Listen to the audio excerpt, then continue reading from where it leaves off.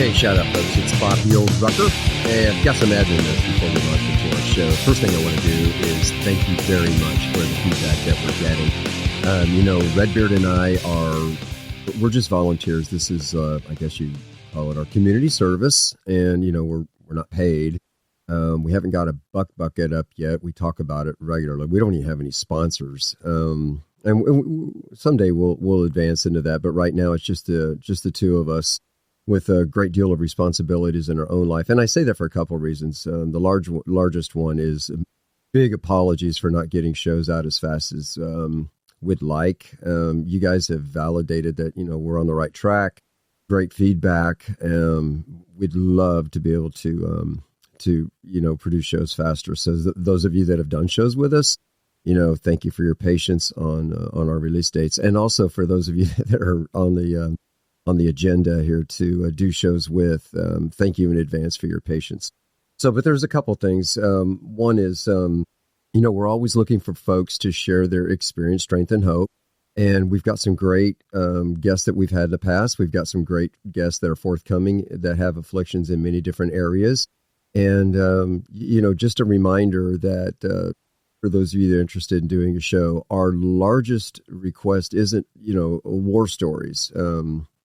The war stories qualify who we are, the damage that we've done or has been done to us. But more importantly is to transition into the toolbox. So what do you use, or what do you do to sustain the happy life that you're on today, that you use to trudge the road to happy destiny? That's really key. So be considering that when you apply to do a show with us, because I'm going to zero in on that during our pre-show chat, and I need that because that's what provides hope, to our audience, and also tools for folks that are already on their journey. Okay, so just keep that in mind. The other thing is, we're still looking to do 1 minute epiphanies. We haven't begun launching them yet, and so if you have one of those crazy things that come to you, whether it's in church worship, or you're on the trail, or you're in the shower, if something comes to you that you really just want to share and in its brevity, you can do that in one of two ways. Again, go to shoutoutfromthepit.com, and in our contact, you can leave that there. You can write it out. One of us will read it on the air, or you can leave that message at the phone number that's there. You have like 90 seconds to leave it. And if anybody subscribes to the show, you'll get a ping that, hey, there's something there. And so it'll be, again, 1 minute epiphanies, solo shows that I do or other people will do, and of course our normal platform. Okay. And finally, thank you so much for the resources that we're getting. Again, it's just Redbeard and I, so we have to vet those resources before we can put them on the website for obvious reasons. So again, thank you for your patience, and don't stop sending them in. We may be slow, but we're not done. We're not going anywhere. Thanks to y'all validating what we do. It's just going to take a little while, and pray for the show that we can actually, maybe get some other folks that'll help us with some of this stuff. And of course, you have to be volunteers because we don't even have sponsors, right? So not yet, but we're working on it. Okay, so what to expect from this show? This was a shotgun show. It was not on the agenda. I'll tell you straight up, it was a mini trip with my son, Mark. What an outstanding young man. Love him to death, as all fathers should love their sons. And, he's a therapist, and we just compared a lot of notes and thought, gosh, this might be a decent show. So we did a show, but we did that show very late at night, way past my bedtime. So I sound very tired, and he doesn't. And that's because he's 30 years younger than me. So he's still got a lot of juice. But it was a great show. We really enjoyed doing it. The other thing I want to tell you about that is stick around, because when the show is over, it's not over. We had to add a few minutes. Well, we didn't have to, but we chose to add a few minutes at the end to talk about something that we talked about in the show. And it's self-explanatory. So, all right. So I don't want to belabor this anymore. Thank you so much again for everything you do for the show. Really appreciate your prayers. And as always, Redbeard and I just love you guys to death. So on with the show. Hey, shout out, folks. It's Bob the Old Rucker coming at you raw and uncensored. And as always, only God knows what's going to happen on this show.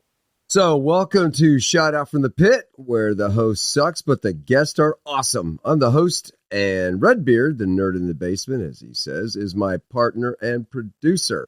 Our goal is to bring stories and topics designed to add to your toolbox as you trudge the road to happy destiny. All right, so this is going to be a little bit off, and this is, when I say off, I mean off the cuff. Joining me today is my son, and he was on a previous episode briefly as an I guess, talking audience with another guest. And so, but this time, we just came off a road trip. It was awesome, had a great time, talked a lot about the similarities between what he does and what I do. And so we thought, this would be interesting if we just did a show. So this is unplanned. It's not on our Redbeard and my calendar for a forthcoming guest. But we thought, what the heck, we're going to give it a shot and see where it goes. So I'll let my son introduce himself, and we'll go from there. Hey, it's the other Rucker. No, call me Ruck Jr. Ruck Jr. Right. No. My name's Mark, and it's good to be here. Down in the cellar. Actually, it's where we're at. Full disclosure, man, we're enjoying some good cigars. I don't know if I got these from the humidor. I don't know if we got these or if you added to them when we were at the cigar bar. I don't know if that was 6 months ago, Christmas time. Couldn't tell you. I don't know. They just we just pulled them out of the humidor, and I don't know why, but my wife won't let us smoke cigars in the house, which includes the studio, so we have to come over here to the cellar, which is kind of cool, so we're surrounded by spiderwebs and cigar smoke. All right, that so could be the podcast name. Cigars, what did I just say? Spiderwebs and cigar smoke. Oh, I'm going to write that down. That's good, spiderweb and cigar smoke, that's all right, so... Mark is a therapist, so we're going to dive into some topics. But before we get there, just so you guys kind of have an idea of his qualifications, he's not just a mental health therapist. I've actually had to do a couple of things with me. One of them was a family intervention. And then, he worked with another fella or spoke to another fella on my behalf, and I was able to watch that. So I'm pretty impressed. Obviously it's an honor to have my son on the show, but it's also pretty cool because he's a grown adult now, and he's got his practice going. And by the way, why do y'all call it a practice? I mean, it's kind of freaky when I think about it. You're practicing on your clients. Well, I suppose it's also considered a bit of an art, right? So even though you have your certifications, you got the degree, it's always continuing ed. So I suppose it's the idea of, you got to keep practicing. Never done learning. Okay. It sounds better than my visual of, hey, client A, B, and C. I'm practicing on y'all, so if we screw this up, just know this was a rehearsal. Well, it used to be a recruiter, right? It's all about marketing, right? Yeah, there you go. Okay. Good point. All right, so you obviously I've known you for some time, like your whole life. Something like 30 years. Something like 30 years. So kind of share with us when, I watched you grow up in the youth group. You worked with me on outreach programs that I had before, when we expanded to the teenage side of it. Of course, you don't, need to elaborate on that as much as what I'd like to do is we're pausing for a sec to capture noise in the background. All right, cool. We can capture that. Thanks. So when did, how did the whole idea of being a therapist, come into play? What's the backstory of, hey, therapy is an occupation and I want to do it. So I don't know, help me out with that.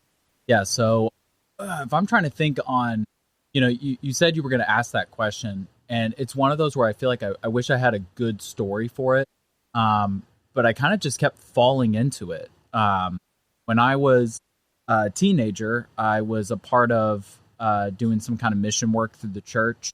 And through that mission work, they were trying to encourage us when we graduated to be a part of their extended post-high school program. And they were going to offer counseling. And I was saying that to a mentor of mine. And he was like, "Are you interested in counseling?" And I was like, "Well, it sounds interesting." And that's when he was like, "Well, why would you just do that kind of program? Why not actually consider college? I was like, well, I hate school. Honest. I can vouch to that. Yeah. My grades reflect. And so, so then I was looking into it, and I had a couple of other mentors even push back on it because they were like, well, if you don't really know if you want to do it, then, don't. And so I think I reached a certain point where it's kind of like, screw it. Let me just walk in this direction. And I feel like as I walked into it, it started becoming more clear of how I fell in love with it. Especially when I finally applied for my grad program. That program was life-changing. They were highly invested in me, really pushed kind of like mental health boot camp, as maybe one way to put it. You really got to start becoming truly introspective. And then as you're working on this stuff, you're dealing with, first time you're actually seeing real clients. I mean, it's just this whole thing where it's like, it's no longer theoretical. It's starting to become something real. And so I suppose it's been, if I look at all of it, I just started slowly but surely falling in love with it. And now I can tell you it's something that I feel truly passionate about. It feels almost like legacy. Because I don't know if you've shared this with your audience, but you had also gotten a bachelor's, I believe, in clinical psychology. And I believe, I don't know if you mentioned, but you had also said that your father had even gotten a degree in clinical psychology. That's right. And so none of them went to grad school for it, but, we all kind of took our BS in it to figure out, what's up with our BS. Yeah. And then I decided to take the next step and going like, well, how can I help people with this? And so, yeah, I mean, I wish I could give like a great solid, like, this is when I knew, but I don't know if anyone really has like a clear light bulb moment to go, oh, this is it for me. I think they have little flickerings of it. It just comes and goes. They have an idea. Maybe it seems like it could be a good idea. Maybe they get some signs that they shouldn't do it. Maybe get some ideas that they should. But, it's kind of a toss up. You just don't know until you follow through. All right. So I'm going to ask you a couple of questions about the career profession in itself. So do you keep in touch with many of the folks that were in your, you guys call it cohort as well? Yeah. Yeah. Okay. So do you keep in touch with folks in your cohort or have an idea if they're still in the career of mental health? Not as much as I wish I would. When I graduated, COVID had just started. And so we all just kind of disappeared from each other's lives for a while. I know some people I've been keeping up with are continuing to be in the practice. I know some people who have dropped out. A lot of the people in my cohort started working at medical hospitals, and that's kind of a bummer of a place to start. Why do you say that? I mean, depending on the cases, intensity, frequency, duration, a lot of times you only get like 1 or 2 sessions with the person, so you don't really get to see their progression. Oh. You kind of do an intake and an outtake, and maybe you do some groups, but it's not like you really have in that case, your patient, right? But you only have your patient when you're there on the schedule. Whereas in the practice I work at, my clients are my clients. I see them returning, reoccurring, long-term. And so I think a lot of counselors who got to do the long-term therapy have fallen more in love with it because you actually get to be with people in their progressive journey. All right. So I'm going to ask you kind of a touchy question we've talked about before, and maybe you could, and I think some of this might be for, because I've been in recovery, obviously, for a lot of years. And a lot of folks, men and women that I've met in recovery, decided they wanted to go the extra measure other than like what we do in recovery to edify and help people grow, through their addictions. They've taken that next step and gone down the full route that you're going. And there's all kinds of terms, and I can't remember what they are for getting career alcohol certification. Addictions counselors, right? So they've gone that route, but all of them know, there's not a lot of money compared to like if you got a business degree or an architect degree or, one of those kind of 6-figure out of the gate jobs, tech jobs, nerd jobs like, my partner, Redbeard. I don't know what kind of money he makes in his career, but I know he does well.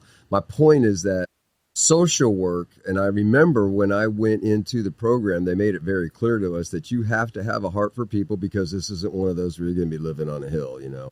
So taking that in perspective, you know, what was your, you know, I mean, how would you address that as far as for the audience that are thinking about going this profession, you know? Yeah. So, I mean, in any field, I would say probably if you talk to anybody in their practice, whatever they're doing, somebody's making more money than they are in the same field, right? And sometimes, unless you're the owner of the place, most of the time the advice is, well, you got to build your own practice, right? Okay. If you're doing yards, you do landscaping, right? You work for a landscaper, you get paid a certain amount. If you own the landscaping company, you're going to make more, right? Oh, that's a good point. That is a good point. So part of it is also kind of figuring out is what kind of role do you really want? What do you want to spend most of your hours doing? Okay. Like for me, I've been spending the past, 5 years just really focusing on just one side of the spectrum, which is dealing with clients, getting trained, identifying, workshopping, developing tools, things like that. But as I continue to step forward, there's other questions of, do you want to build your own practice? Should you build your own practice? Because now you got to learn a whole other side of the coin. You got to learn to deal with insurance companies. You got to learn how to, LLC and all that stuff. It's like coding. Potentially, right? Yeah, diagnosis coding. I mean, in general, I would say is if someone's going in this field because they want to help people, that's wonderful. And a lot of people, we need more people who are going out there to help others, right? But a lot of times the people who are good at helping others are not so good at helping themselves. Does that lead to turnover? I would say so. And then burnout is a huge thing. Burnout, okay. If you spend all your time focusing on other people, but not necessarily building stability for yourself, right? You might be following your calling of your heart to be like, man, every day I'm really being able to pour into people's lives. I'm able to really make an impact. Yeah. That's a beautiful thing. I love that part of the job too. Yeah. But you still got bills. Right. Maybe right. You have your own family you got to take care of. So the advice in general, I would say with people is get mentors. Whatever field, whatever study, whatever focus you want to do, don't do it alone because somebody is going to teach you something that you wouldn't have even considered. So obviously, and thank God, you're not one of us, as we say. You're not an addict or an alcoholic, even though, you knew from an early age that your dad was, in full transparency. How do you identify with somebody that's coming in dealing with the isms, because it doesn't have to be just alcohol isms, addiction to whatever. If you want to throw some examples out, that's because I'm curious. We always say you don't get us, addicts and alcoholics. That's our line, right? You don't get us because you're not one of us. How do you deal with people like that? I think I understand the question that you're asking. I guess when I hear the term of how do you deal with. I'm hearing that almost as like an idea of how do you tolerate them? Oh, no, I wasn't thinking of tolerating. How do you come? Okay, so I'm coming to see you. Maybe I'm court ordered to come see you, right? For whatever reason. And I'm sitting in the chair and I'm like, great, I'm sitting with affectionately we say shrink, but nonetheless, I'm looking at you and I'm thinking, so what are you going to do for me? Because you don't get me because you don't have my alcohol. So, and if I just came right out and said it, hey, sir, you don't get me because you're not one of us. How do you address people like that so you can actually build a relationship and go down that road? I think in general, how often do people like being told that they get it? How often do you like being told, oh, I understand what you're saying. Oh, I know what it's like to be you. Even if you're coming from the tribe of people who deal with alcoholism, right? In general, most people feel like their situation's pretty unique. And maybe they might have a similar background. They could have a similar pattern. They could have a propensity to do similar things. They still have their own unique story. So in general, I don't really ever try to frame myself as somebody who gets them, but somebody who wants to get to know them. Well, how can you help me if you're not an alcoholic? How can you help me if you're not a sex addict? How can you help me if you're not a gambler? I suppose when I hear it, what comes to my mind is the label, the identity. So I'm trying to think of just how to answer your question so I can kind of give like a flat answer, right? Well, can you? Is that possible? Like, I'm a veteran, right? Yeah. And you've got vets that come see you, right? Well, do they ever say, you can't get me because you don't have the PTSD, that you don't have the trauma that, that I had to deal with on the battlefield, that kind of stuff, right? So, right. But it's kind of, when I hear that, right, that's a fair, from their perspective, it's all kind of fair, okay. Right? Because from their perspective, if they're thinking somebody who's in the same situation as them is supposed to help them, then they're going to feel disappointed, right? Mm. So I can understand that there might be a bit of a hesitancy to talk to somebody who was in the military, who isn't an addict, and things like that. So to me, I can understand the hesitancy. But in general, nobody likes talking to a shrink. Right. Right? We're all uncomfortable talking about our feelings, talking about our thoughts, and we're looking for any way to get out. Yeah. And so even when I'm talking with vets, it's not about necessarily trying to be like them, but it's somebody who wants to really get to know them and be able to give them tools. But the number one thing I would say when I'm working with anybody who comes from any backgrounds, like, hey, alcoholism, can you help me with my alcohol? It's like, maybe, right? Are you no longer wanting to be an alcoholic, right? Okay. If you're wanting to get to the other side of this thing, if you want to be able to, like in the AA model, right? It's like you might always carry the identity of saying is I am an alcoholic, but then you're saying is, it's just one day at a time, right? Right. So I suppose the kind of question I ask people is whether they're court ordered or whether they have chosen to do this for themselves, what makes them want to try this at all? Okay. It's not about me, it's about them. Okay. What makes them want to change in their life? What change are they looking for? And they might say, well, how are you supposed to help me with that change? Or how are you supposed to help you with that change? You've been an alcoholic your whole life or whatever. So what makes you think that you're going to make a big change right away? What part of you is going to be a different person? Okay. Because what I offer is an alternative perspective, sure, but it's not me who's guiding them and changing their life, right? It's them. Mm. And so, like when I'm talking with military guys, I suppose like the simple answer I tell them is, I'm a military brat, right? I didn't serve, but my family did. Mm. Generations. I'm not an alcoholic, but I have generations of people who are alcoholics. Well, that's a true state. And what do I see from them? What they all have in common? Pain. Mm. Deep, deep pain. And I know my pain. I want to get to know your pain. But who am I to say that I know what it's like to be you? I don't. But Right. I know pain. And the better question I ask people is a lot of times, what did alcohol do for you, right? That's a good question. How was it? It got me here. Right. Yeah. Because then you're like, hey, well, it kind of turned toxic, but it's like, that's not how it started. Yeah. At some point in your life, it was prescriptionally helpful. What was it helping you with? Mm. I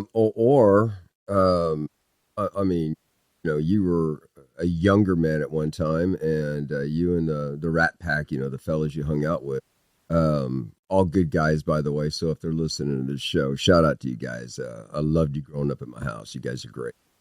So I'm not going to throw their names out there and throw them under the bus. They wouldn't appreciate that probably, but I will say that you guys, had good times. You're always talked about transparency in the family. So, you shared with me some of the stuff I always thought was funny. But as your dad, I was always concerned because, like you said, it runs in our family. So my line to you is, let's see if you remember my line about doing it until you can't do it anymore. Well, your typical line you'll say to me anytime I'm picking up anything, right? He's like, hey, do it till science says you can't, right? That's right. I don't want to be one of those, and I wasn't, and I'm not going to be one of those overbearing people, because you can't, a person's got to live their life. I'm not going to try and run yours, but what I want you to do is be aware. So, I think that was what I wanted to accomplish. But going back to what you said about people using it like a prescribed pain antidote, there's also the partying aspect. You guys had a lot of fun. You went out, you drank responsibly. If you needed a ride, you guys, you shared with me what you've had to do to be responsible and have a good time.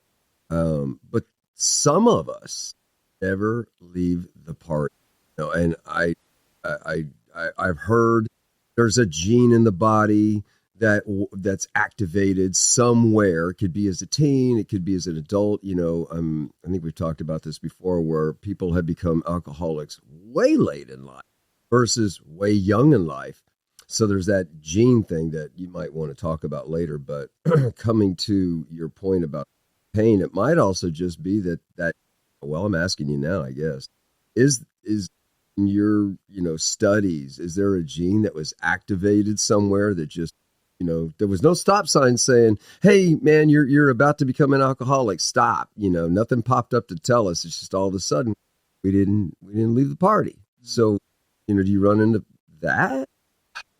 I think one of the interesting things when, like as you're sharing this, right, you're asking good questions and you're also kind of putting it in a narrative, right? Like we're talking about, okay, so what's the genetic predisposition to this? Okay. What about epigenetics in general, right?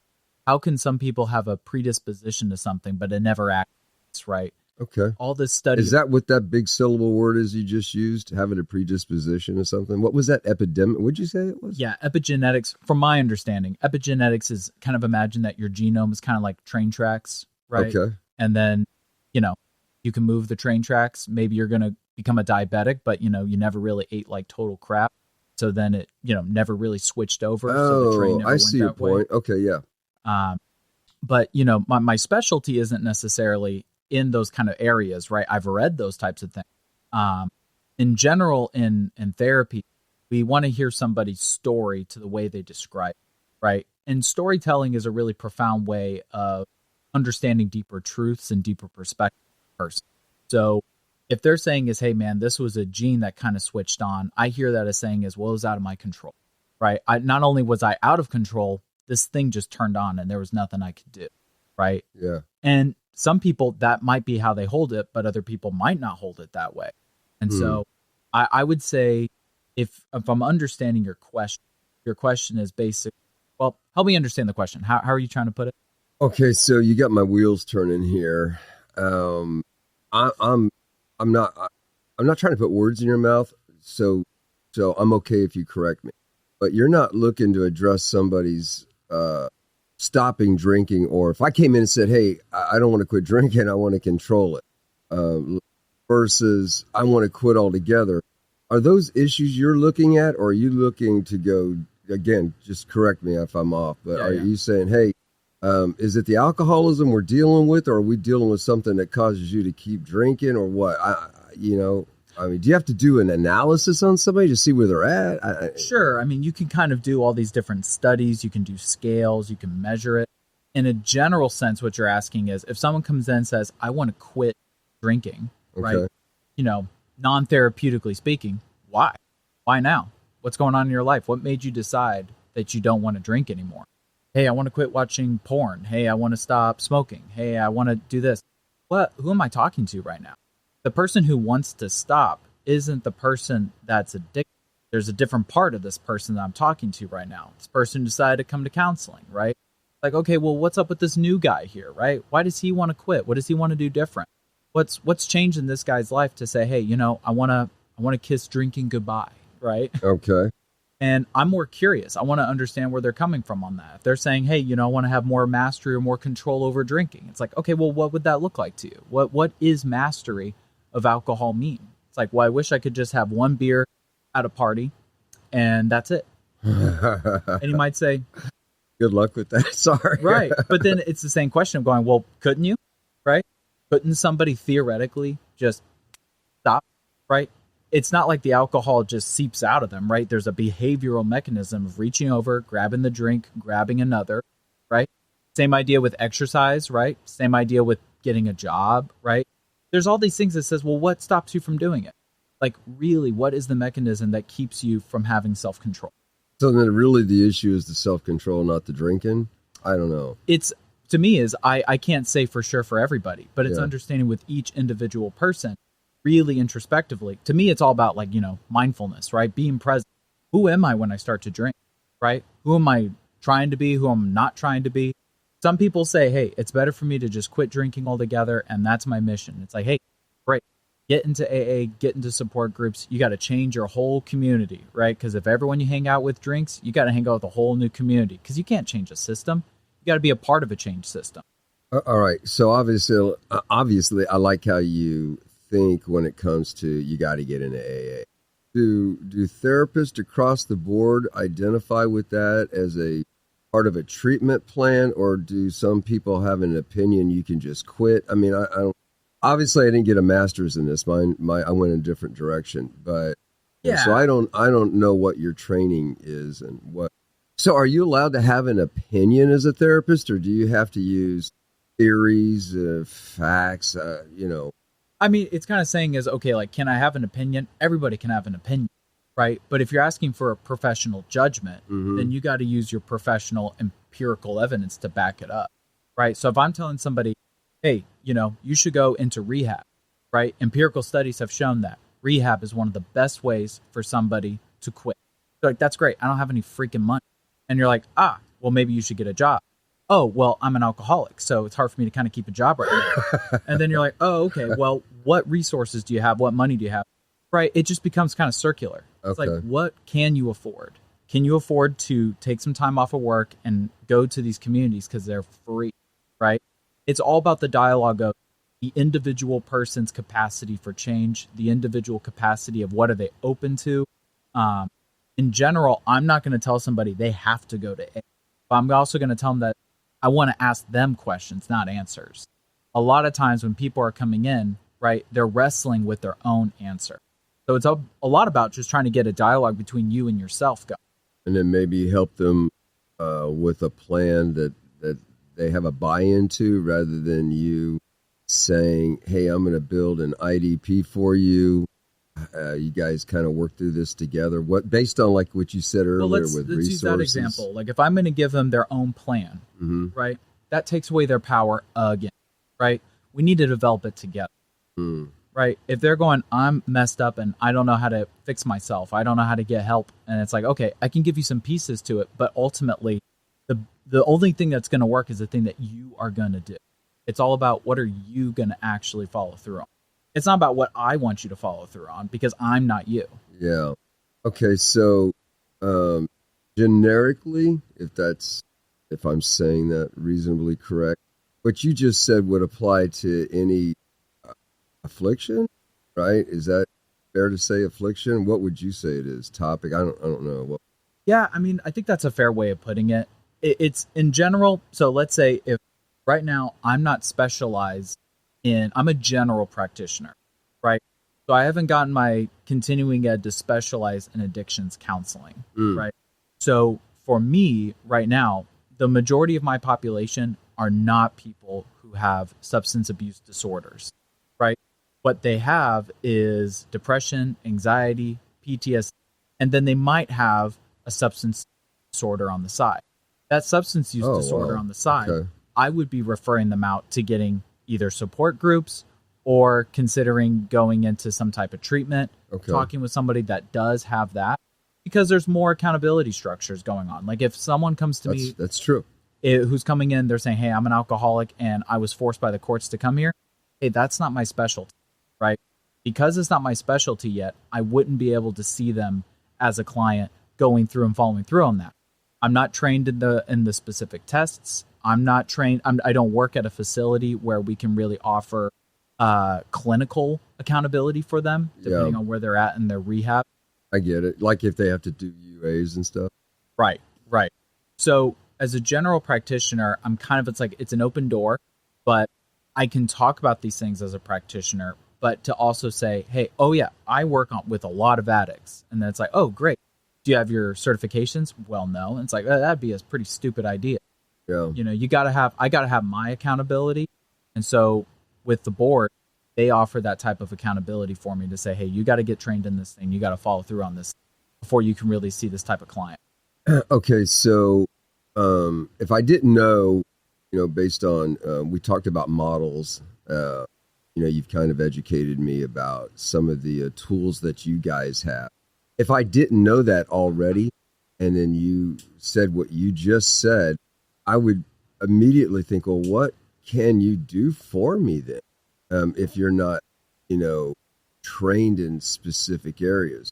So then I'm imagining that a fellow comes to you or a lady with a specific issue, then you would probably do what you just said. Hey, look into support groups for that, offer resources for it. But let's talk at models of how did you like get there. Like you had mentioned earlier, if I remember right, depression, anxieties, traumas. Those are areas that you have models for that you can help somebody to see. Almost like that joke, do you have Fajr issues, right? Right. And so you're able to kind of pinpoint that stuff. So because in recovery, we have, the 12 steps, right? So we take somebody through the 12 steps, but we have to be, seasoned enough to know, hey, I'm not a therapist, right? You've got some deeper issues. I'm not trained in that. I don't have experience in that. I'm going to help you get through the 12 steps. I'll be your battle buddy. We're in a fight for our life. But it comes down to this. You've got outside issues. Yeah. You're an alcoholic. You've identified that. I didn't have to tell you that. You didn't come in here thinking you were. So we're going to recommend as recovery that you get outside. Got outside issues, get outside treatment. And so then that's where you end up with people like that, and you take them through models that you've discovered through your training are successful, or would you use the word empirical data? Yeah. So I guess, okay.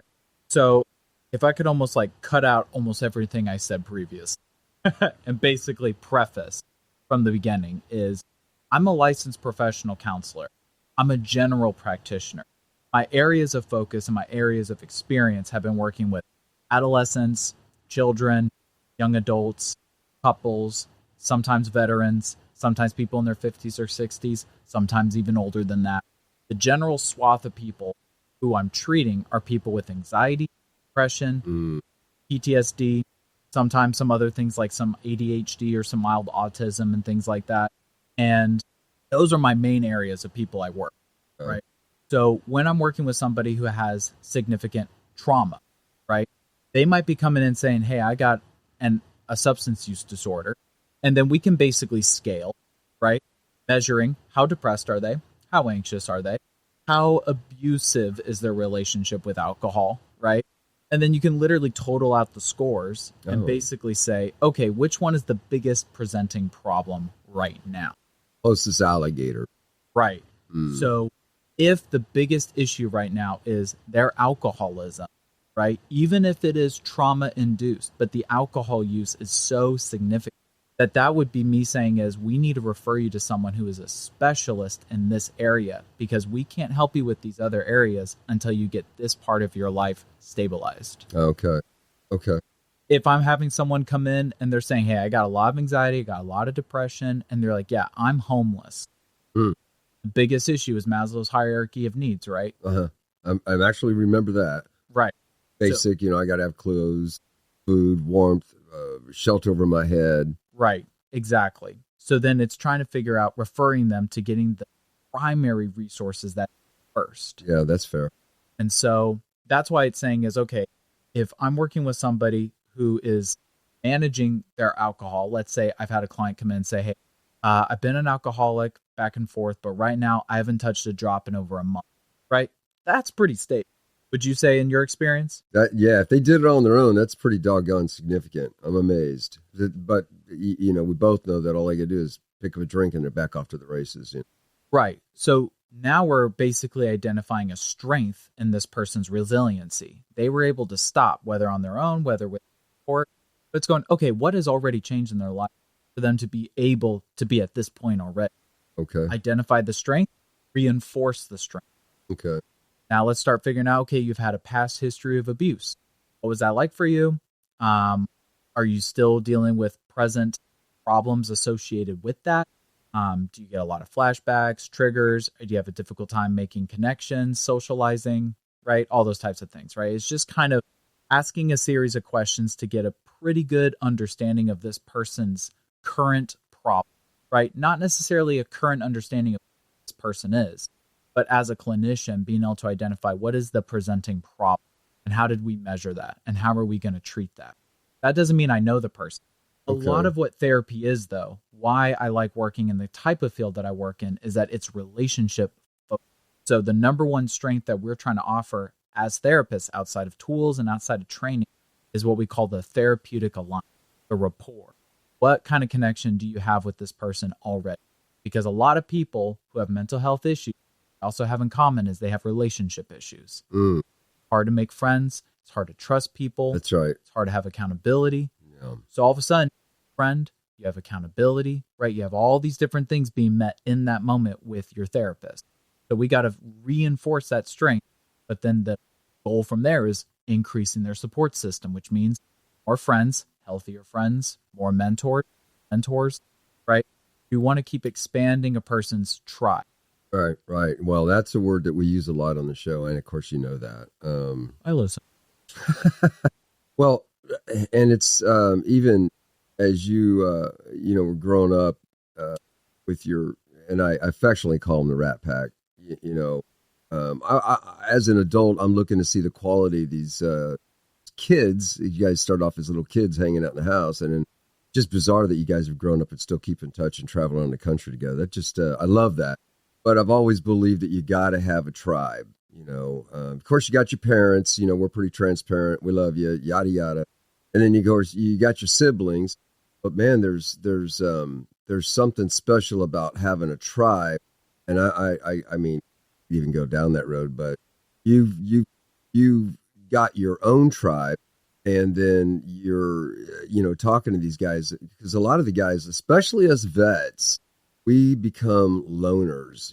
We just want to be out in the woods. Everybody leave us alone. And I'm that guy, as you know. Mm-hmm. And but I have to have a tribe because it's not healthy. And of course, I learned that through my different avenues in life. So when you're working with a client, how do you? I don't imagine you help them find a tribe, but how do you emphasize and then maybe help them in their journey to establish a tribe? How do you do that? Well, I guess if I could kind of model it with you, if I could ask you some questions on it. Sure. So if you're kind of looking at your journey when you started getting sober, right? Who was the first kind of person in your life that helped you stay sober? Yeah, that would evidently, well, I say evidently, because that doesn't apply to everybody. I leaned heavily on my, what we call sponsor, and it was uncomfortable. We had to build a relationship, kind of like maybe with your clients and you building a relationship. In the beginning, there's the trust. Is this person going to, break my confidence? Are they going to, well, and that's another problem, and it's a topic in its own, but is this sponsor or is this therapist? Because I was directed to go to therapy, anger management a handful of times, Yeah.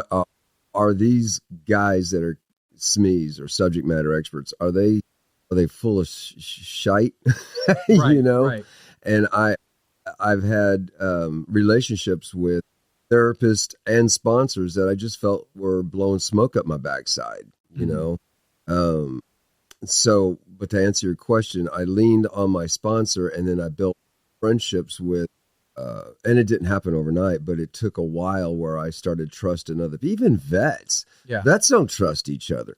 They do when they're in a precarious situation, whatever that might be, but, and those relationships stay strong, but, then it comes down to some of the vets that, like, I built relationships with, they can't identify with me because they're not alcoholics. Right. So, but I leaned on my sponsor until I guess, is that? Yeah. So if I could ask because I'm curious about this actually, I'm sure your audience knows that this is round 2 of recovery. Have they heard that as well, or? Oh yeah. I don't know where I've said it, but yeah. So, I had a period of time of sobriety, and then I went off the reservation because I wasn't working my program. Right. And then I came back in. So who would you say, was it a similar idea, your first sponsor, the first time you ever tried to really get sober? Was it a similar idea of like trying to trust it? Because like you said, is you meet some good ones and some bad ones. So I imagine for you to actually trust the process, somebody had to be somewhat decent, right? Okay. So, and I don't know if we've actually talked about this, but so I was command directed, right? I got in a bunch of trouble. And so I played the game, right, to get the heat off my back. Brett, one of our tribe members says, I had back problems, and I wanted to get cops off my back, get the family off my back. So I was really not doing it for me at all. I stuck with it because I was engaged. I got introduced to my higher power and started going to church and that kind of stuff. So, and then you guys came along. So I was engaged, right? Yeah. I had my career and everything. And I chose not to hang with people that would have led me down the path. And in other words, I don't think I really ever worked a solid program, even though my higher power had led me to do that, what we call service work, and engaged in that. I was never really as serious about my sobriety as I am when I came back in the second time. Yeah. That would be then, to answer your question. The first time, I don't think I was I know I wasn't completely honest. I still I played the game. I was a mouthpiece. And I say that in full transparency.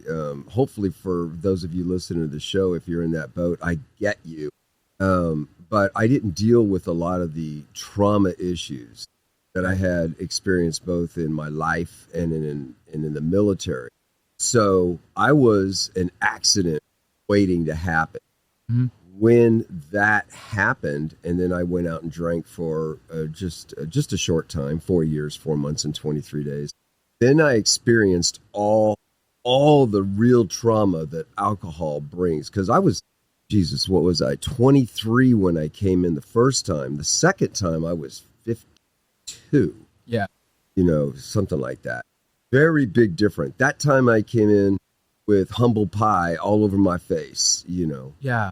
But I would say, like, as an example, as your kid, right, is even though, like you said, it's okay, I didn't really do all the steps, right? I grew up with you in that season where you hadn't really done the steps yet, but you were still a good parent, right? I'm going to say thank you. There were areas that any one of us could work on, right? But like you said, there's a conscious awareness now of, okay, I wasn't as authentic as I could be, but I was stable. Very true. Wow. Okay. And so I point that out because if you're saying is what's going to be the right tool, the right model as a therapist, there isn't going to be the right tool, the right model if the person isn't going to be authentic going in, right? I can only give so much to the relationship.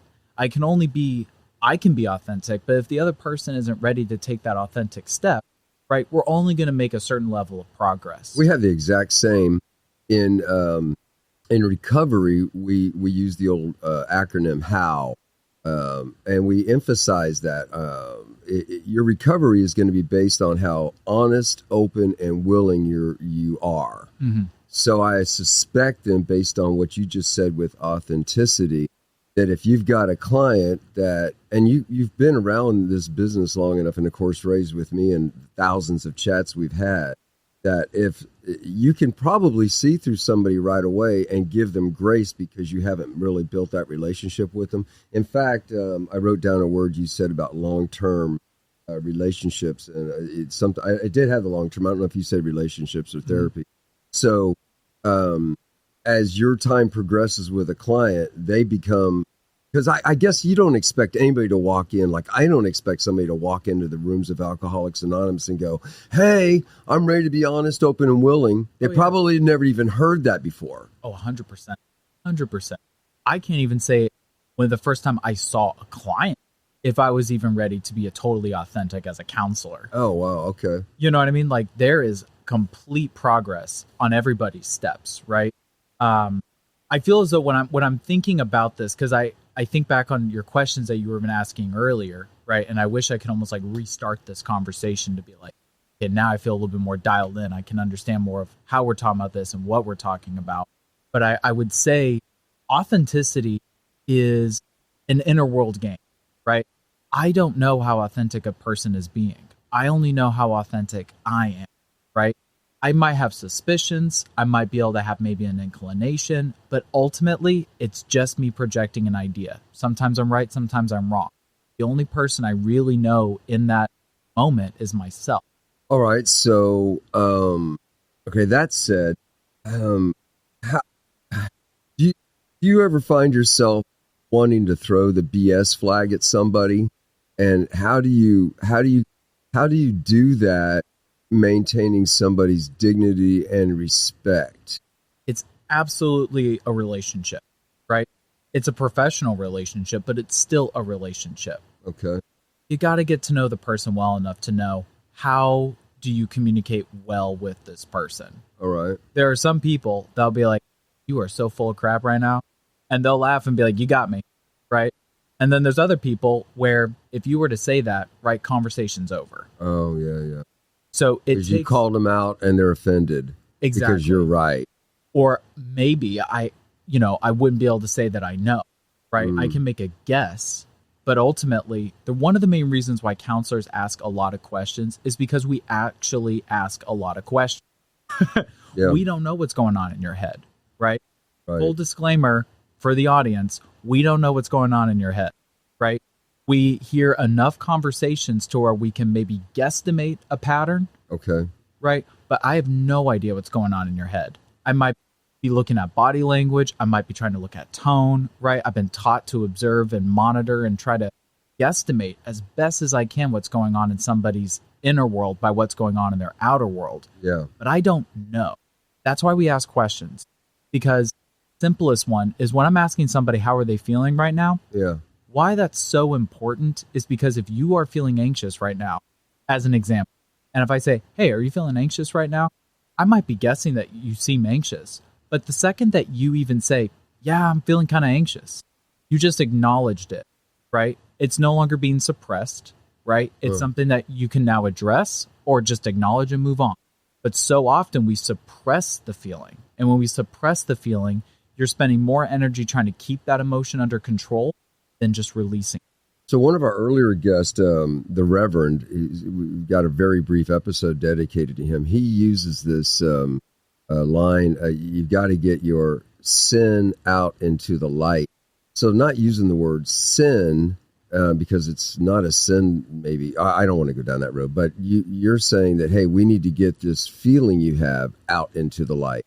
And so it's like that Johari window thing, right? So, there's 4 panes in it, and one of the panes is window pane, not P-A-I-N, but P-A-N-E.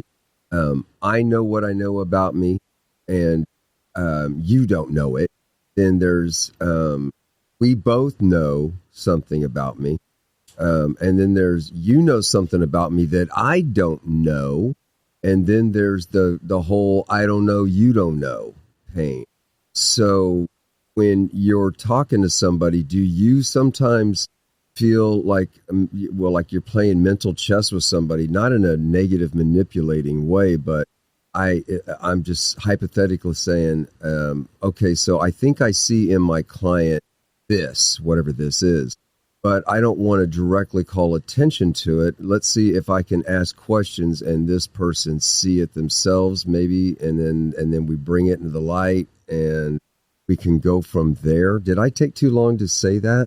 No, it's an interesting question because I can't speak for every therapist, right? So one of the things that I was taught right from the get-go is you learn all these tools, you get certified, you got all these degrees, right? You owe the government a lot of money, right? Yeah. But ultimately, the number one tool in the room is you. You are the tool in that moment. Wait, when you say you, who's that? The therapist or the client? The therapist. The therapist, okay. And we have to focus on what's called immediacy. So what does our professional judgment say in this moment? Sometimes it's worth taking a little leap. Sometimes it's worth kind of just trying something out, right? But ultimately, you got to trust your professional gut because you're developing. So if you're saying, is it like a mental chess game? I wouldn't describe mine as a mental chess game. Okay. I wouldn't describe my experience with people as me trying to suss them out.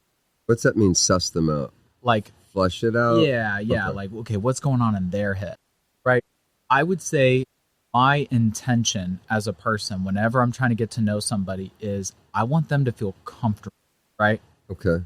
And if they're talking about something that's uncomfortable, I want them to be comfortable with that.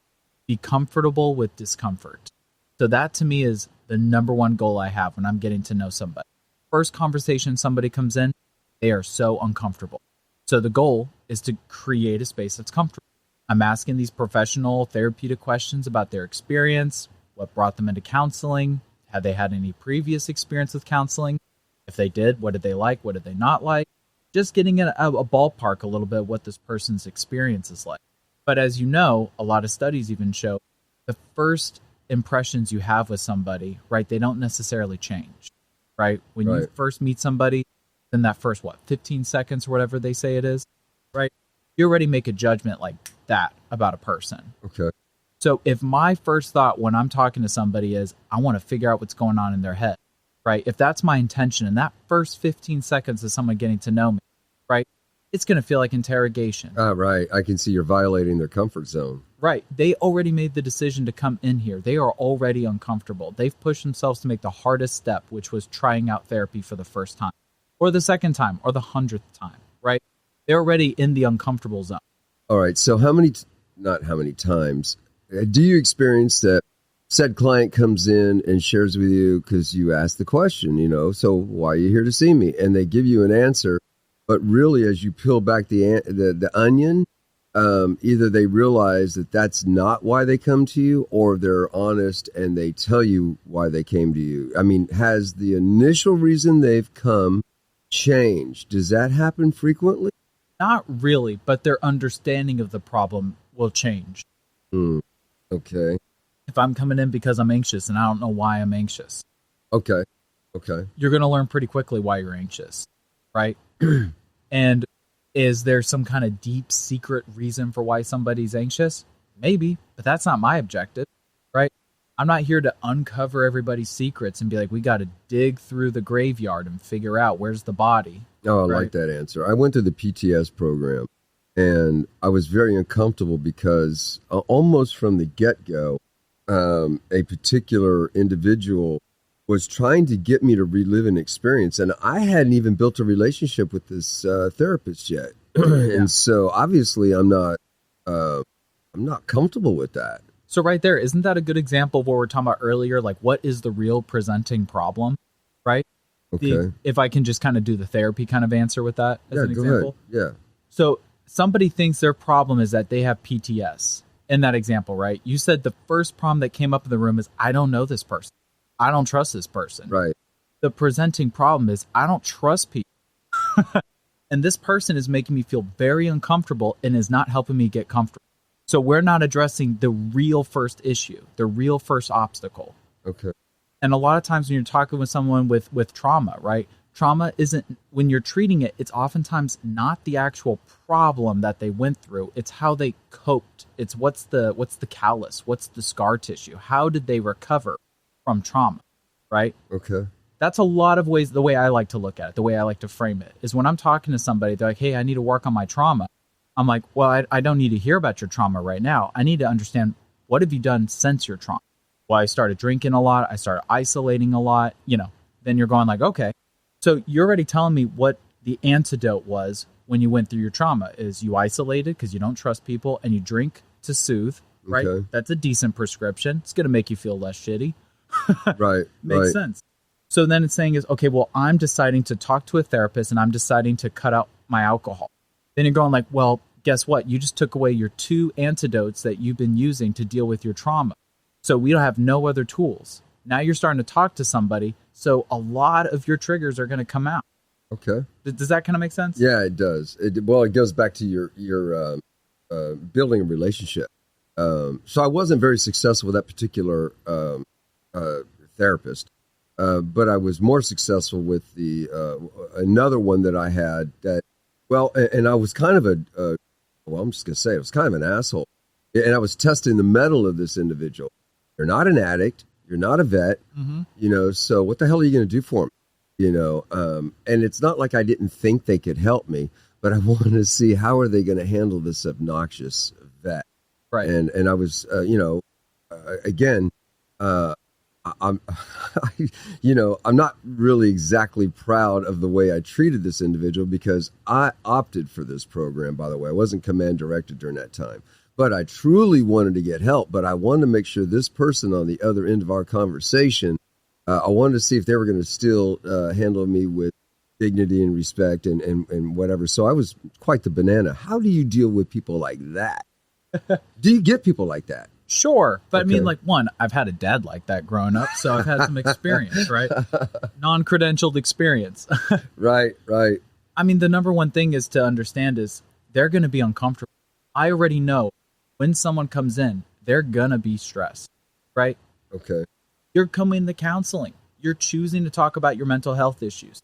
Why would you come in feeling happy about that? You might feel excited. Right. They're there. Right. They're there. They're in your office. And so obviously they're coming in with something. So Yeah. I'm going to guess, again, the commonality you have as me as a sponsor and you as a therapist is we have no expectations, right? I'm not going to take success for this person's recovery. Yeah. I'm also not going to take responsibility for their failures. They're here to see me. I'm going to do the best I can. God knows I hope it works out for them. But this isn't about me. This is about the individual, as you said earlier. Right. So, like, if someone's coming in and they're being, quote unquote, a banana, right? Yeah. I go, well, that's your stress response. You're trying to suss me out, figure out, Wow. can I trust this person? Yeah. What do you want to know about me? Right. Hey, are you an alcoholic? Nope. Do you know how to work with alcoholics? Perhaps. And then they're like, are you going to, do you know what it's like to be me? Absolutely not. Why are you supposed to help me out? Well, you know you. How you been doing with yourself so far? You know you better than anyone else. You making any progress? Maybe you need an alternative perspective. That's what I can offer you for sure, is that we're not the same person. That I can promise.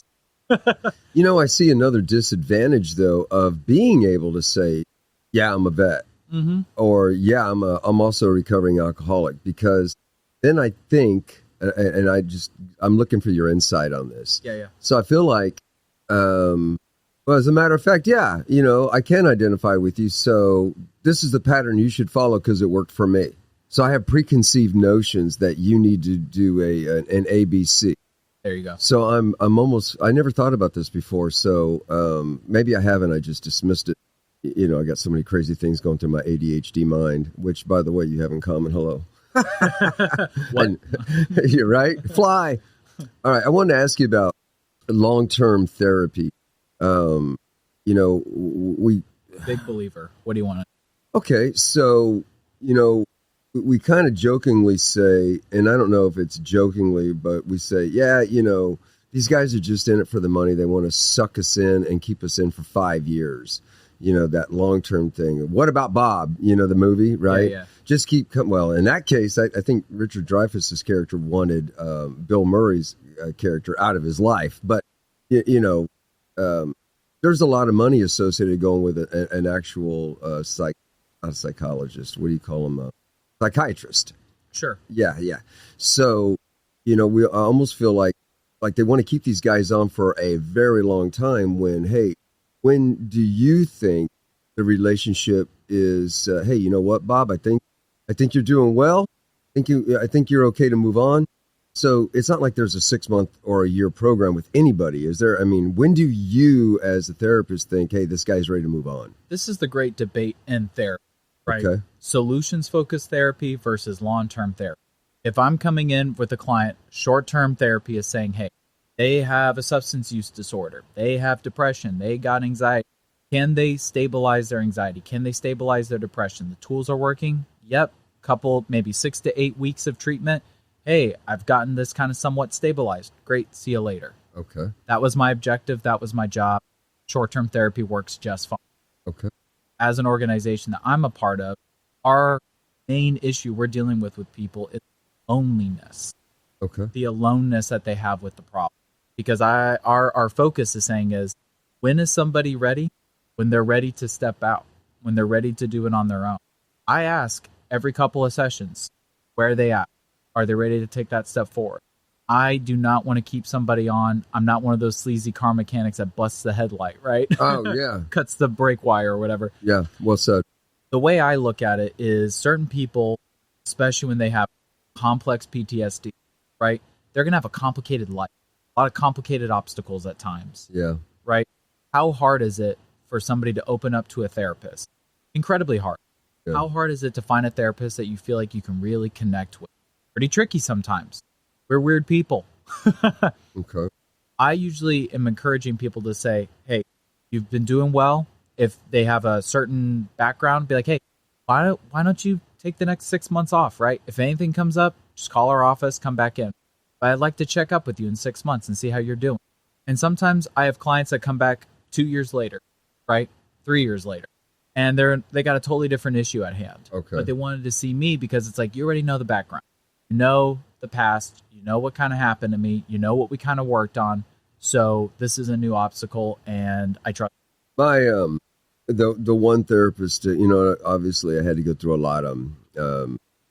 He made this interesting observation because I'd seen him for a period of time, and I was thinking to myself, when is this thing going to end? Because we got to the point where I got to know him, and some of his hobbies and stuff, and so I made the point one day. I think I've gotten to know you more than I really thought I was going to. I didn't come here to get to know you. I kind of came here to deal with some issues. And he said, hey, we can cut loose anytime you want. You're the one that's still choosing to make these appointments. And I wasn't offended by it, but I was like, good observation, because, he did a check on learning with me when we'd come in. So, last time we talked about this, whatever, where are you with this? And I kind of liked his approach. I was a little intimidated because the dude was like 30 years younger than me. I felt like I told you about this guy. I felt like I was talking to my son, right? But just his methodology and his approach, and then our concluding get together was something along the lines, I'm paraphrasing it, if you need a checkup from the neck up or do a tune up, whatever, you've got my phone number, and we went on our way. And whenever I have, pop up issues that I personally deal with, I kind of had this model in mind, and what he did was help me to establish, how you get these, everybody gets them, you get these red flag sensations, like danger, Will Robinson, and right away go into those models that we practice. That in the beginning, I thought they were bullshit, but in all fairness, it was like, he also pointed out to me, because your dad could be a banana. But he was able to say, hey, in so many words, you're the one that came to see me, pal. And are you able to fix the stuff in your head with the stuff that's in your head, right? And so being able to establish those lines of, yeah, okay, you got me, right? And I liked his always maintained dignity and respect. I never felt like he was above me or below me, because that's weird to me too. I hate that feeling. And Right. When somebody's like, kissing ass, I hate that feeling. I never felt that with him. So I guess that you're along the same lines of thinking, hey, we're done here, Johnny. You need to come see me again. You got my number. And then, like you said, maybe 2 or 3 years later, they do a checkup, or they come back because, hey, you know what? Hey, I'm feeling a little bit different about something else. Can we just chat about it? And maybe I'm going to ask you this. Are those relationships in the future, are they a little shorter than the first time because you've obviously established a rapport? Yeah, oftentimes. But it's always a different situation, right? You can't put people's unique experience into just a form, right? Yeah, no, there's not a cookie cut. There, for a lot of it, you can't, right? The formula you use may be cookie cut, but it's going to take a direction. The formula that I use is empirically based. That's the way you got to do it, right? Okay. You got to use the stuff that's backed up. But the little thing I think is interesting, like you shared, is one of the only therapists that you actually really had a positive experience with, like you said, is close to my age. Yeah. Right? Well, and You're welcome. No. I got 2 words for you. It's not good morning. So, I love you too, man. So, and we had to identify that, because not only was the dude not a vet, not an alcoholic, but the age difference, I was like, what the hell do you know? Right. And I was pretty snarky, but this dude never let up. I was impressed with that, because I'm pretty good at pushing buttons and pot stirring to see what somebody's made of. Yeah. And I think I was going back to this guy in the beginning out of morbid curiosity. How much more of my shit can he take? Yeah. And I actually got tired of doing it, because I was like, he's not giving in, and he's still showing dignity and respect. So it took us, I won't know this for a fact, but I'm going to guess, because not all vets, are bananas. I'm one of those guys. But I'm going to guess that it took us a little bit longer to establish a relationship than probably other people. And I don't know what that time period is. But then when we did establish that relationship, because I know you guys have to follow this HIPAA stuff, right? Yeah. You could say that and you could throw that in my face all day long. You could say, yeah, we got NDAs and all this crap. I'm not going to believe you. You know, I'm like, yeah, are we recording this? I'm looking for cameras and all that, because that's just a very wary eye. I don't trust anybody, you know. Yeah. And so to be able to get past that is monumental, because if I can trust this guy that's not my kids or my wife, gee, I might be able to trust somebody else, you know. Just a personal observation, because obviously I didn't trust anybody. Yeah. You know, and we've talked about that, you know, throughout the years of how to build relationships and those things that go with it. But patience, man, dude, that's another reason I didn't go into the business you're in, because I don't have the patience for, you know me, I call people out on it. I couldn't do that in your profession. You know, it wouldn't go well, right? Because I'll do it from the get-go in a lot of cases. Right, but at the same time, you know, when you said that we should do this podcast, right, one of the things you were talking about is, we could talk about our similarities. So let me toss in the similarities. Okay. So similar idea with the people you're working with, right? Not everyone's a good sponsor-sponsee relationship. Right. Ideally, as a sponsor, you want to be available to anybody. But that's just not necessarily all that realistic, right? Okay. You want to, no matter who walks through that door and says, I want help, you want to be able to offer help.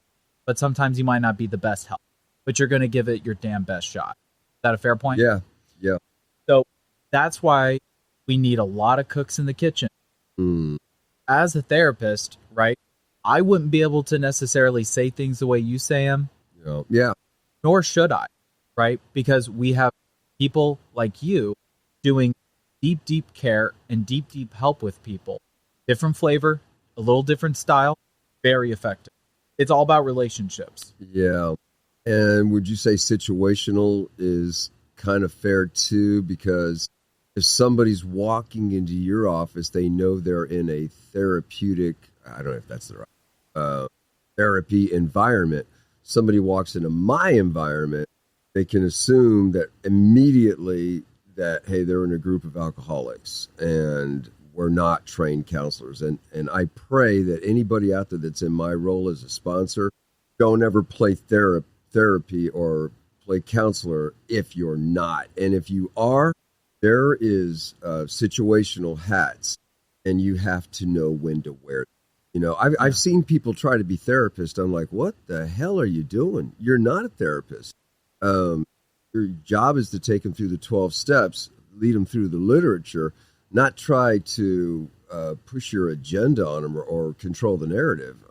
That's bad juju. That's an example of bad sponsor-sponsee relationship. And also the way you phrase that, though, I would probably agree that's probably some bad counseling there too. Yeah. You got to be careful with agendas. You got to be incredibly mindful of objectives, right? Yeah. As a therapist, I couldn't agree more. Yeah. Right. And I'm not even saying agreeing is like, oh, you shouldn't play therapist. I'm like, well, define what it means to be a therapist, right? Well, let's talk about that. Yeah. What do you, in your layman terms, what's the difference between what you do and what I do? Because you've already said earlier that you would refer people to AA, right? Yeah. So, or to any group that deals in a specialized area of an addiction, gambling, sex, whatever the hell it is. Yeah. What do you see the difference between our roles? I mean, if I was trying to put a whole spreadsheet difference, right, there are some significant benefits for going through a sponsor that therapists wouldn't be able to offer in the same way. You're available. How much more often are you available for your sponsees? Yeah, 24/7. Yeah. Pick up the phone. You might need some boundaries. No. Actually, I do. It's funny you say that, but go on. You're more available than I am, right? I'm available during work hours, but I also have a caseload. So I can't always be calling back, right? I can't always be responding to emails, right? They don't have my phone number, right? They have my office number. They have my office email, right? There needs to be this professional distance. Jeez. I'm sorry. I just had this thought. I know that you've got a caseload, which means you have more than between 30 and 50 people, right? Right. If I were dealing with that many people every week and my phone was available to all these people, I don't think I'd be married. Yeah. It's not know? sustainable. Right. I can be the best person you need me to be for an hour, right? Sponsors, you're able to offer more time, more connection, more availability, right? But you're more than an hour, right? When you're Yeah. meeting with a sponsee, how long is that meeting? Well, and that's funny you should ask because every sponsor is going to work different. Like it's not a cookie cut program, right? I mean, we could do a whole show on that.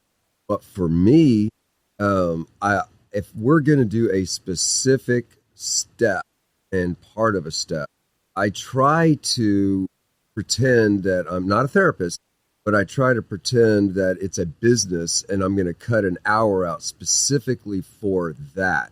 Right. And then I want to stay focused on that, like, hey, okay, so today we're going to work on step whatever, and we're going to work on this for this period of time. But other times during the week, we're not talking step. We're just talking life. We're building a relationship. How you doing? How's the wife? Whatever. Are you anxious today? You feeling like having a drink? Are you making meetings? Are you building your tribe? Are you getting phone numbers? So I'm going to do that kind of stuff. And it could be hit and miss minutes here, longer than a minute. You know what I mean? Everybody's different. Yeah. And I've got to be cognizant of that with my experience as a sponsor, because I've definitely made some horrendous mistakes. And I've shared with you, like my very first sponsee, right? I was like, sit down, I'm going to teach you everything you need to know. All ego. It was not about the individual. It was about me bestowing all my great bullshit on this guy. Right. I can relate. And until, I get experience with my mentor / sponsor, doing what we call an AAR, like in the Army. I'm using that term, AAR, recovery. And you had mentioned that you do that with your mentor as well, Right. Debrief, supervision for a lot of us when we're first developing our credentials. Right. Getting to the point where we can spin our own plate type of thing, right? So, but I may be, honestly, we try to pull them into the tribe, and and I don't know of a lot of tribes that are out there. I mean, there's thousands of them, but the dynamics are based on the character of the individuals. Right. So we've got guys that don't have a pot to piss in or a window to throw it out. Then we got other guys that are CEOs. They got big money, and we are, as the literature says, we are an audience that doesn't normally mix. Right. we socioeconomic. Am I saying that right? Socioeconomic. Yeah. Cultures, black, white, brown. Nobody really gives a shit. We're all in a fight for our lives. And that is a huge difference. So when I say we try to build a tribe, we go to ball games together. I'm not a sports guy at all. Couldn't care less. But I'm with my brothers, and we're cutting up, having a good time. We go on road trips together, museums, fishing, boating. A lot of things, some of these things, these guys have absolutely no interest in, but they want to be around the character of sobriety. Right. So the time we spend together will not be like in yours, a scheduled event, and then we have maybe a somewhat of a I'm imagining. I'm not trying to put words in your mouth here, but you kind of have a way ahead for that session. Yeah. We don't operate that way unless we're scheduling to go through the literature for like working a step with the big book or the 12 by. Right. And in therapy, right, there's a eclectic approach, right? What do you mean by that? So some people literally want to go through a book, a workbook. They want to go through a specific handbook of step-by-steps. They want homework. You know what I'm saying? Other people, they want the exact opposite. Uh-huh. I got people that come in and they go, I love journaling. I'm going to do a crap ton of journaling.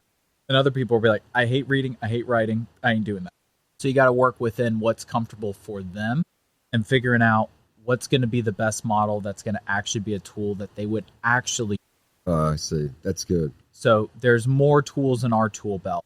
Like in AA, right? It's the 12 steps. There's not 12 other steps. It is those 12 steps. Now, how you approach those 12 steps, right, is the creative venture, right? Say that again? It's the creative venture. Okay, so kind of take me down that road. So I'm imagining for you with your 12-step program, right, how you talk to them about the 12 steps is going to look a little different with every conversation you have with somebody. it's going to be a similar thing, but there's going to be a different flavor as you get to know the person. Maybe a different metaphor, right?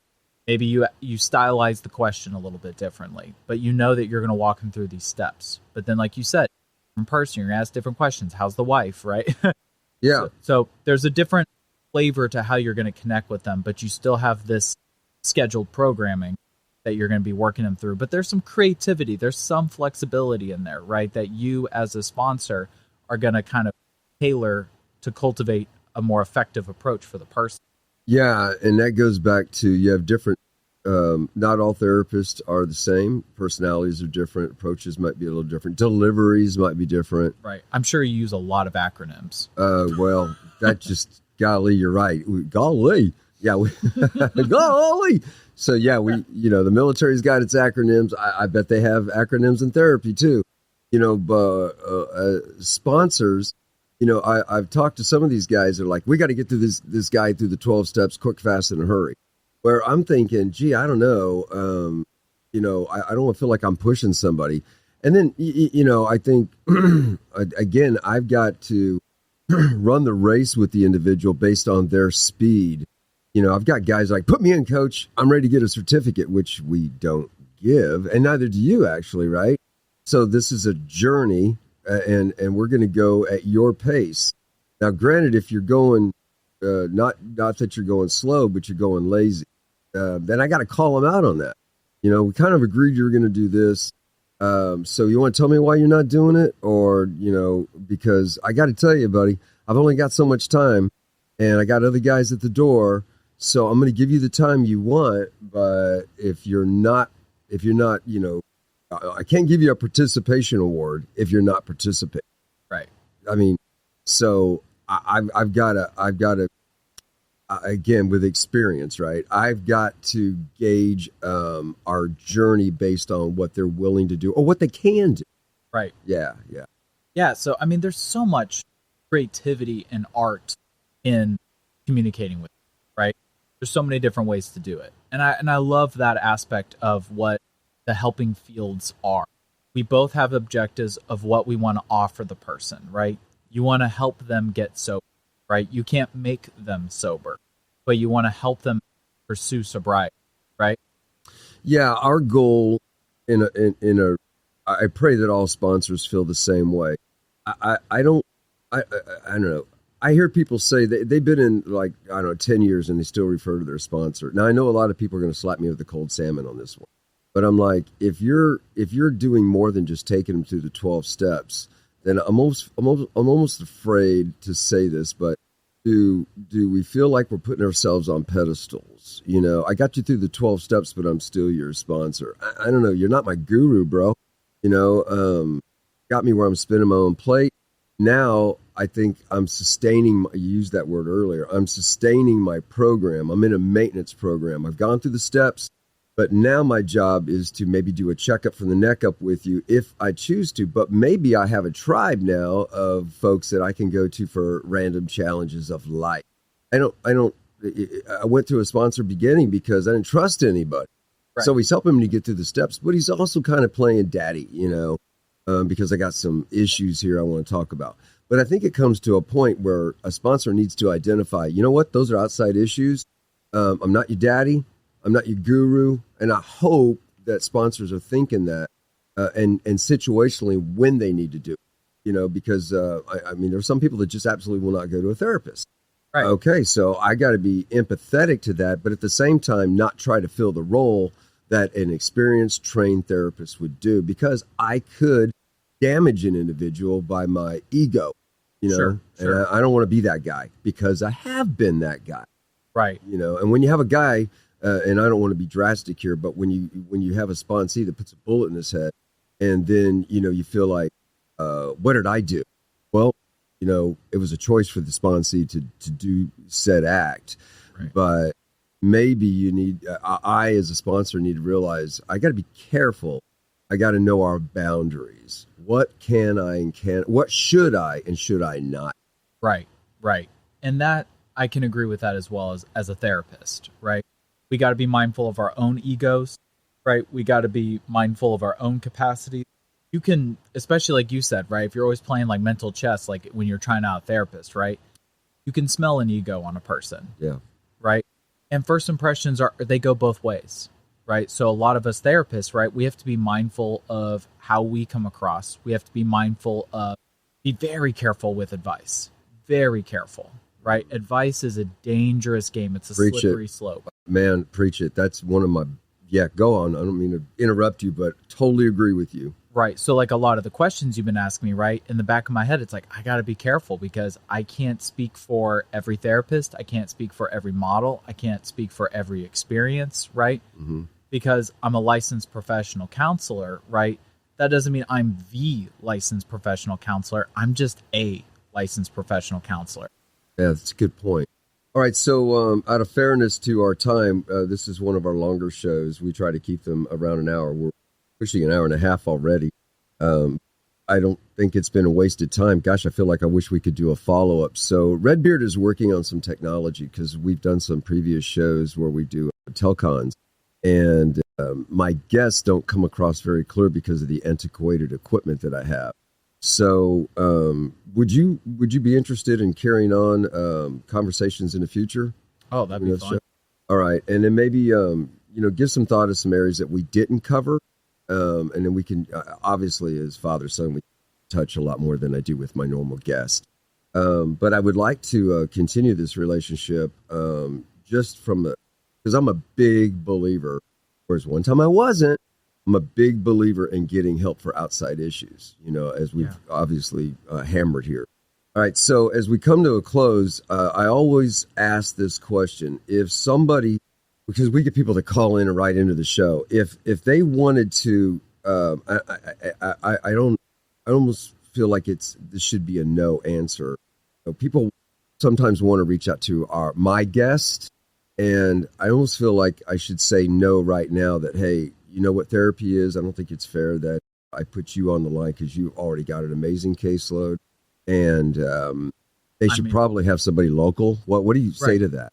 I mean, the main advice I give to something like that is there's a lot of great ways to find a therapist. One of the main avenues is My Psychology Today.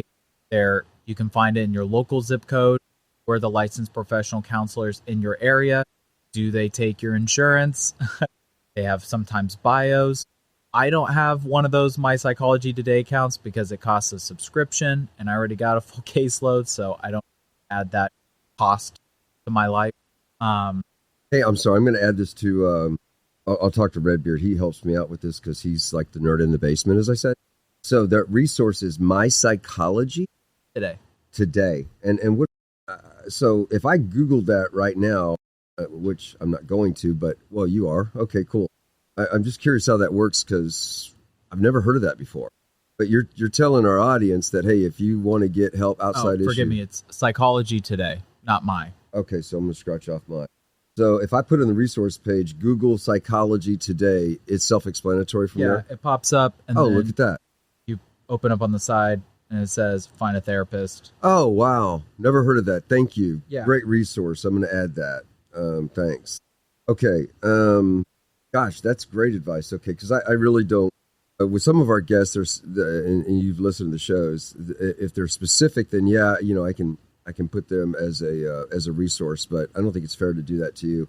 And by the way, kudos to you, not just because you're my son, but I am amazed at how fast your practice has grown over the years. You must be doing something right. Again, yes, you're my son, but your dad's always preached business is business, right? If you weren't good at what you do, we wouldn't be having this show. I've got a reputation too. You grew up with me as a army brat, so you kind of get it. All right. So, but I do need to offer you this closing thoughts to the audience, whatever comes to your heart. I mean, I guess 2 quotes. Nobody cares how much you know until they know how much you care. And then the other one for any of us, myself especially, is to be mindful of what I say because the axe forgets, but the tree remembers. You said that earlier today. Yeah, that's a great line. Yeah. I think for any of us, it's so important for us to be introspective. And that's not me just trying to be preachy about it, but it's just the awareness of after every conversation, if I'm not having a bit of a moment collecting my thoughts, thinking about the conversation, going, is there anything I could have said better? Is there any way I could have listened a little better? Did I miss something? Right? If you walk away feeling like, man, I did awesome, you did. Right? But if I walked away being like, oh, I totally sucked, same idea, not helpful. There's going to be some kind of balance. All right. So somebody getting outside help then, obviously, folks, you've heard our dialogue here. I would ask that you keep those things in mind because if you're looking for quick solutions, therapy is not a fast food restaurant. It's a relationship that's going to take a minute because like you said, Mark, I don't know what's going on in your head. And for the most part, you probably, the client probably doesn't know either. And that's why we've got to chat because first we got to identify what a challenge is that may change based on that conversation as somebody's being honest, open, and willing. And then it comes to once we think, well, let's say that we have discovered what a challenge is. Then we need to together work on a plan of action. Right. And then practice that. And I guess if I was adding another thought to it, and this isn't to blame shift, if that's what it sounds like, but you as a client, think of yourself also as a customer. And so as a customer, right, if you are trying out therapy for the first time and you don't like how the conversation went, you felt like something was off, hey, think about it. Get introspective about it. Reflect on it. Maybe you might want to try a second time with the counselor and vocalize what you observed, right? We cannot read your mind. We are not perfect human beings. We're going to miss it sometimes. This is an investment for you. And so if you're taking the time or putting the money in to actually try out therapy, right, you are a participant in it too, and you get the best out of it for what effort you put back. So think about it. If you were like, man, that conversation was great, or man, this person says something that really pissed me off. Think about it. What about it pissed you off, right? Because it is still a relationship with another person. The therapist isn't perfect. The therapist asks questions, right? They don't always give answers. I'm thinking of the word. There's two things that come to my mind. I know we're trying to wrap up here, but gosh, man, I can see where this could carry on. Because, it's funny. We started off this chat before. We didn't do a pre-show chat, right? I do a pre-show with every single guest I have. We just randomly said, hey, let's do a show. And I told you the first few minutes are going to be identifying who you are, how you got into this, which we did. But that took us, like I told you, it might. And in the opening of the show, God knows where this is going to go. We didn't even get into the topics that I told you we could get into. So definitely have an avenue to go forward. But there's two things that come to my mind. The first one is commitment. So in our recovery journey, we say things like it's okay to fire your sponsor, right? So keeping that in mind, you might really have a gut feeling that I want the audience to think about this and not just jump on it. You might need to switch counselors, but it may not be the counselor. It may be because if you're switching sponsors like you are counselors, the common denominator is you. Right. So we need to have the commitment work. And one of the things like I raised you guys with, right? Finish what you started. So, like all y'all had, you and your siblings had this idea of something you wanted to do. I'm like, okay, so I'm going to help invest in the resources, but you're going to commit to it for a set amount of time, right? Because I didn't want to just waste my resources. So you got into something, or your brother or sister, they got into something and want to quit. I'm like, you're not quitting because we had an agreement that you were going to do this for a set amount of time. So at the end of that, if you want to pop smoke, but you're going to finish what you start. So I would say to the audience, if you're going to get just me talking, but I want to hear your thoughts on this too. I would say that you need to commit to at least a set amount of time. What's your thought on that? Absolutely. I mean, yeah, you gotta, it's always about identifying what is the real presenting problem, right? If you're going through therapist after therapist after therapist because all of them suck, right? Yeah. Like you said, common denominator. And don't be wrong, we can suck, right? Yeah. I'm just as skeptical of myself as I am of any other therapist, right? That's honest. We can all make mistakes and we can mess up in an hour, right? It's an hour. There's a lot of things that we can say the wrong thing, miss a moment, right? We're not perfect. I'm certainly not perfect. But if you really want to grow as a person from therapy, right? the therapist is also going to grow in those hours too. Mm. So if there's something you feel isn't working right, give the feedback, right? Offer that feedback to your counselor, because counselors need to grow too. And maybe in that conversation, you both grow in a profound way, because we all need feedback. So you're putting the onus on me as a client in that respect, saying, hey, if I'm not feeling comfortable, I need to be able to say that. If you can say that, you're going to grow so much in the therapy world, right?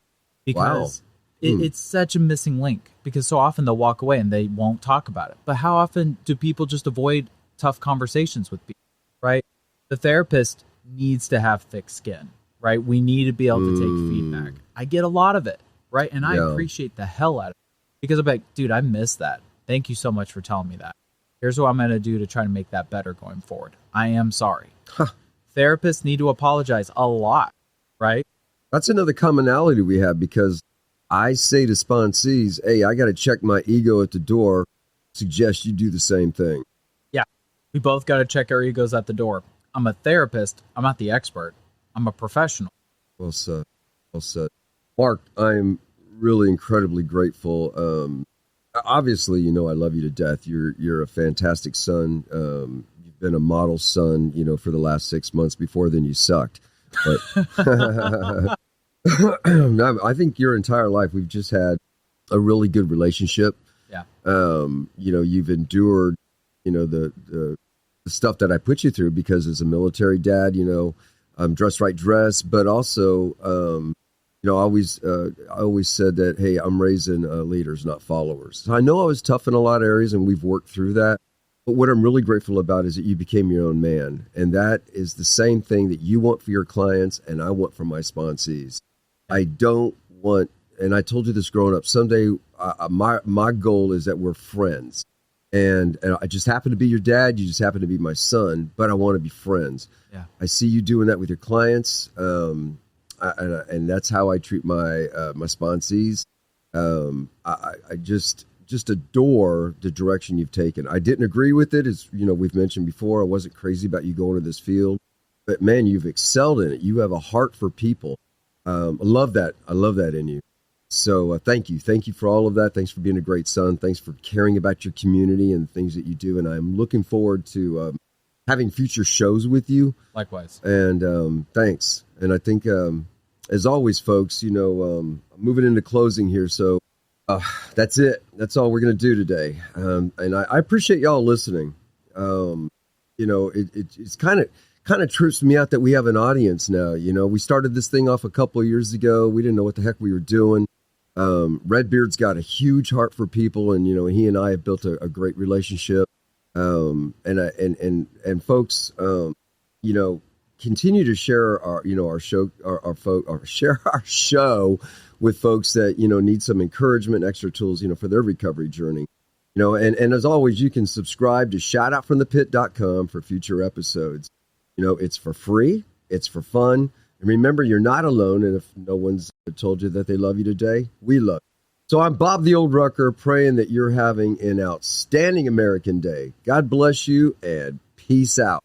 Hey, this is Mark. When we were first talking about why I got into counseling, I gave an answer as quickly as I could.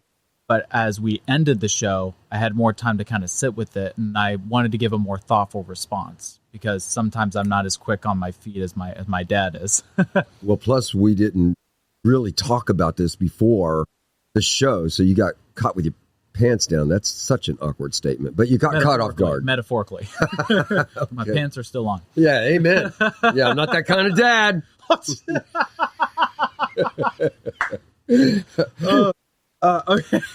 So, hello, audience. So I wanted to give a more thoughtful answer. And so my dad had asked me, okay, so why did I get into the counseling field?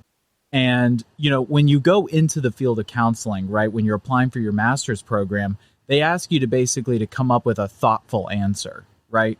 So when I first went into counseling, I thought I had the best answer ever. And my initial answer to why I got into the field at all was saying, hey, it was about kind of changing legacy.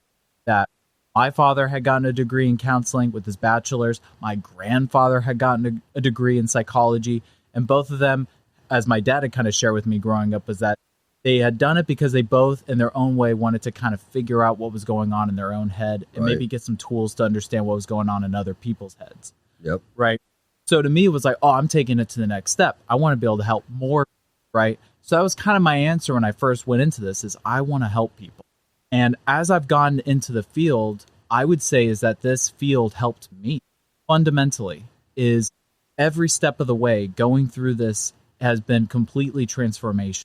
It has shifted the way I see myself. It shifts the way I understand communication and connection with others. I mean, it changed my marriage. It's just everything in it had just became exploded and dissected and rebuilt. Why I love this field is because I love having deep connections with people and being able to use these tools in a way to develop even deeper and more meaningful connections. Selfishly, that's what I like. Professionally, what I really love about it is that I want people to feel comfortable. I want people to be able to grow. But the most important thing in the world to me is that they pursue a deeper understanding and acceptance of themselves. And to me, acceptance, what that really means is understanding that there's certain things that are just out of our control, that I'm not going to be able to really understand or change everything about my life. If I got chronic pain, I'm going to have pain. Like, I can't wish it away. But how can I make this pain something meaningful in my life again? How can I get my meaning back to my life? And that to me is the most beautiful part of this field, is helping people develop meaning, to redevelop their values, and to redevelop community again. I love it. That's why I spend so many freaking hours of the day doing this. And it's why I don't get tired of it, is when I'm really sitting there with people and pursuing that goal of helping them get their life back. Sometimes it takes weeks, sometimes it takes months, sometimes it takes years, and maybe sometimes I just tilled the soil and I don't know what happened to them going forward. But to me, it's that pursuit of that just feels like I'm connected to like the tap. It's like I just constantly have that energy that I can go back to, and it's like, this is what we play for. This is why we do what we do. Okay, so,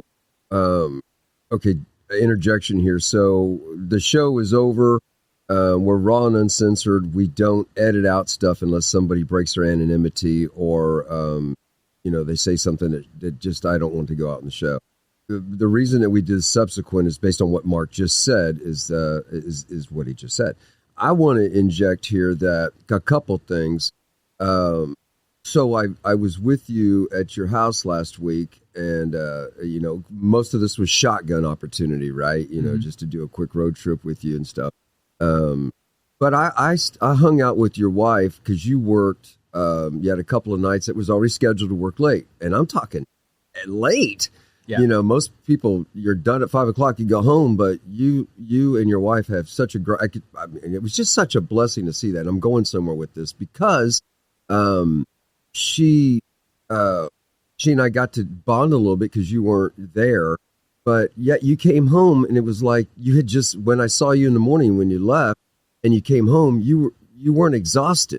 And I asked you, how do you do that, working 9 hours a day or whatever, and not come home just completely exhausted?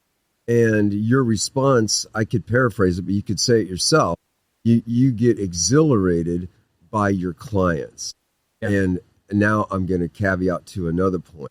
You, growing up, had never met a stranger. In fact, your mom and I were always worried that you were going to run off with somebody because you were always kind to people. And you immediately in your youth groups just connected and grew as a leader without being a leader. You weren't the youth group director. You weren't the pastor. You were none of that. But, you were just one of the guys that you commanded an audience because you are wired for people. So I say again, you're in the right profession. I disagreed with you going down this route. Now I don't. We've talked about that on the road. I'm just amazed at the heart you have for people. And you knew at a young age when you told me you wanted to get into this business, I was like, dude, you're nuts. But I can see now that I believe that God prepared you for this profession that you're in. Just can't believe how fast you connect with people. It just blows my mind. I don't connect with people that fast. In fact, they're weary of me because you were raised by me. You see, we are so different in that way, but we're so alike in other. We have hearts for people that are very similar, but our approaches are so different. Mine's pretty calloused and hard, Right. and you're patient and soft, but everybody likes you. Yeah. People say about your dad, they either love me or they hate me. I've never heard anybody say anything about you other than, positive stuff. And of course, the tribe, the Rat Pack that you grew up with, you guys just mesh together. Nobody's in charge. There's no leader of your group. And I love that. And same with our tribe, the guys that we don't have a leader. We have different respect levels for people, right? Some guys have some incredible years under the belt with some wisdom. Obviously, we show them a different type of reverence, but nobody's in charge, right? Right. So, kudos again, man. All right. So I'm not going to go through my closing speech again. We just did a 7-minute caveat here because of what you said opening this. All right. So I defer to you. Closing thoughts? Well, I mean, depending on where this is, if this is back in the beginning, because this was the first question you asked me, then I would say on to the next question. Okay. Yeah. No, I'm going to do is say I do an opening that's pre-recorded. And I'll say in that pre-recorded, hey, just hang on to the end of the show. It's like watching Wolverine. There's a teaser at the end. Okay. So then good night. All right, guys. Hey, God bless you. Have an outstanding American day. Peace out.